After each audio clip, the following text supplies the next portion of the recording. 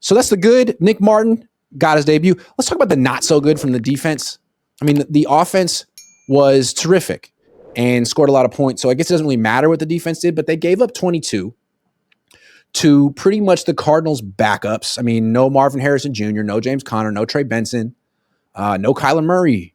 They were missing offensive linemen.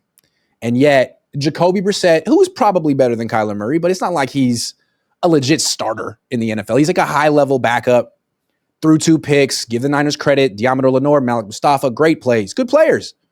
And, Jacoby Brissett, not a great quarterback. But he went 45 of 50. He went 47 of 57. 47 is an NFL record for completions in the game. They gave up 452 yards and 2 touchdowns. They gave up a quarterback rating of 96.8. That's bad defense. They did a good job stopping the run. That was impressive. They didn't need Mykel Williams to stop the run. They didn't need Fred Warner, Nick Bosa. Now they were going up against some of the worst running backs in the league. Bam Knight. I've never heard of a worse name for a less fitting name. Well, I guess it works because when he carries the ball, bam, he gets hit and he gets stopped for 2 yards. He did average 4.8 per carry, so I'll give him. But I mean, are you kidding? So I don't know. I mean, I understand from Robert Saleh's perspective.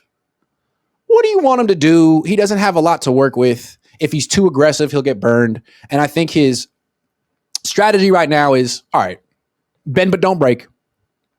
You can dink and dunk all you want, but we're going to be good in the red zone. And the offense, the Niners offense, will be more explosive than you. You're going to be throwing 6-yard pass after 6-yard pass, and they're available. But the Niners are going to be getting a 15-yard throw, a 22-yard throw, mixed in with whatever else they do. And I think that's a big thing that happened today. It's probably going to happen next week against the Carolina Panthers. Until they face an offense that can really move the ball, that's what it's going to look like. It'll be interesting to see what the Niners do against the Colts. It's another team that can move the ball and score. Yeah. I'm still concerned about the defense is what I'm trying to say.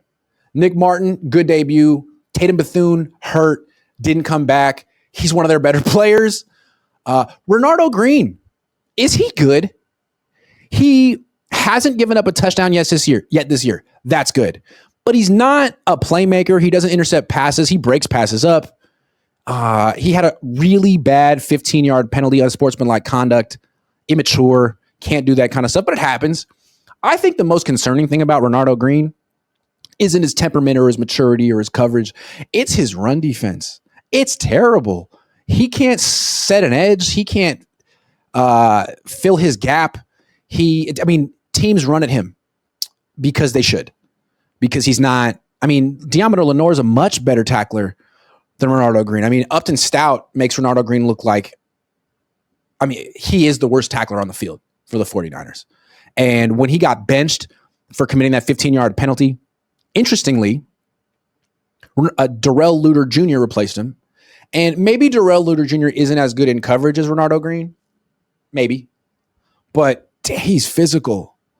He is a real asset to the run defense. So, we're talking about a defense that gave up 47 completions, so they need as much coverage as they can get out there. But honest, as long as Fred Warner's not out there, and Nick Bosa's not out there, how are they going to stop the pass? They did a good job stopping the run. You can always do that by loading the box. But if you can't stop Jacoby Brissett from completing 47 passes, what's it going to look like if you face anyone decent in the playoffs? I think we know what it's going to look like. So today was fun. Good win. But it doesn't necessarily change the trajectory of the season. We're going to need to see a little bit more from the defense. And then